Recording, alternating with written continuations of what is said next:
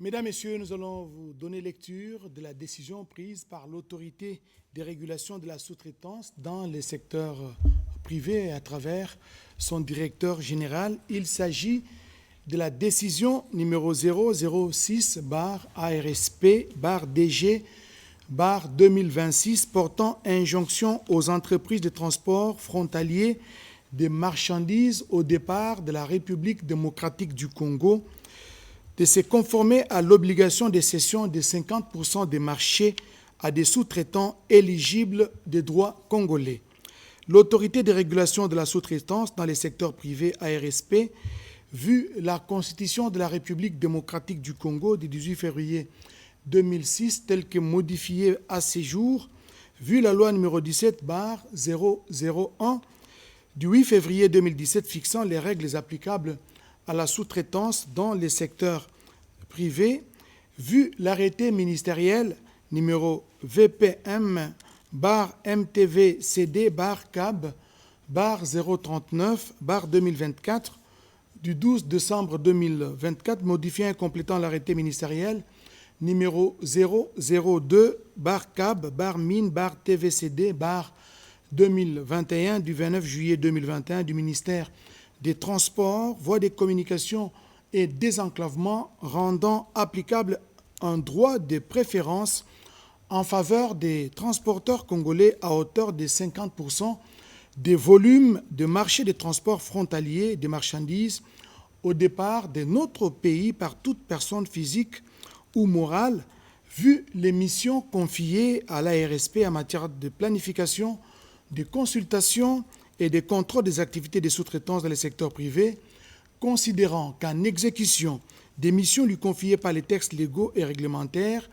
l'autorité des régulations de la sous-traitance dans les secteurs privés ARSP, en sigle d'une part, assure la mise en œuvre et le suivi, évaluation de la politique nationale ainsi que les politiques sectorielles et du contenu local et d'autre part,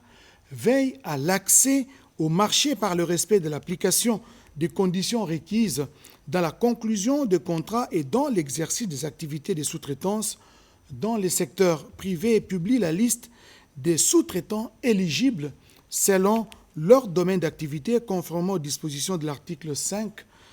1 et 3 du décret numéro 18/019 du 24 mai 2018 précité, considérant la vision de son Excellence, Monsieur le Président de la République, chef de l'État, Félix Antoine Tshisekedi Tshilombo, axé sur la création massive d'emplois, la promotion de l'entrepreneuriat national et l'émergence d'une véritable classe moyenne congolaise par la valorisation du contenu local et la diversification de l'économie congolaise, considérant la nécessité de garantir une participation effective des transporteurs congolais dans la chaîne de valeur des entreprises principales exerçant leurs activités sur les territoires nationaux, rappelant que la République démocratique du Congo génère, du fait seulement de sa production minière, des marchandises considérables destinées au transport frontalier, qu'en effet, les chiffres annuels de production du cuivre sont évalués pour l'année 2025 entre 3,2 à 3,4 millions de tonnes destinées presque entièrement à l'exportation. Et pour la même année, la production attendue du cobalt était d'environ 200 000 tonnes et 28,2 tonnes pour l'or. Considérant l'impérieuse nécessité de veiller aux parts de marché du transport des marchandises au départ de la République démocratique du Congo en faveur des véhicules ayant des plaques d'immatriculation congolaise menacées de disparition, notamment dans les corridors sous-régionaux,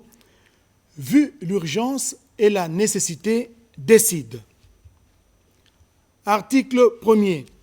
Toute personne physique ou morale exerçant la profession de transporteur public routier de marchandises, produits miniers ou autres à l'exportation doit, en raison de la réciprocité conventionnelle, dédier au moins 50% des titres marchandises aux transporteurs publics routiers congolais en application de l'arrêté ministériel numéro VPM-MTVCD-CAB-039-2024 du 12 décembre 2024, modifiant et complétant l'arrêté ministériel numéro 0002-CAB-MIN-TVCD-2021 du 29 juillet 2021 fixant la réglementation des transports frontaliers des marchandises au départ de la République démocratique du Congo. Article 2. Les transporteurs publics routiers de marchandises visés à l'article 1er de la présente décision disposent d'un délai de 60 jours ouvrables à compter de la publication de la présente décision pour se conformer à cette obligation. À défaut de le faire dans les délais impartis, les entreprises principales bénéficiaires de leurs prestations sont tenues de résilier avec effet immédiat les contrats de transport conclus avec eux. Article 3. Toute entreprise principale qui, à l'expiration du délai prévu à l'article précédent, continuera à entretenir une relation contractuelle avec un transporteur public routier de marchandises récalcitrantes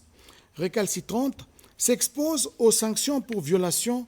de la loi numéro 17/001 du 8 février 2017 fixant les règles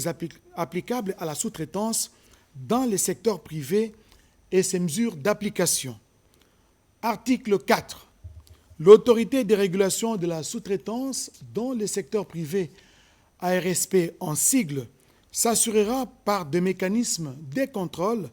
de l'exécution stricte de la présente décision. Article 5. La présente décision entre en vigueur à la date de sa signature ainsi faite à Kinshasa le 17 avril 2026. Kachal Katambe Miguel, directeur général de la RSP.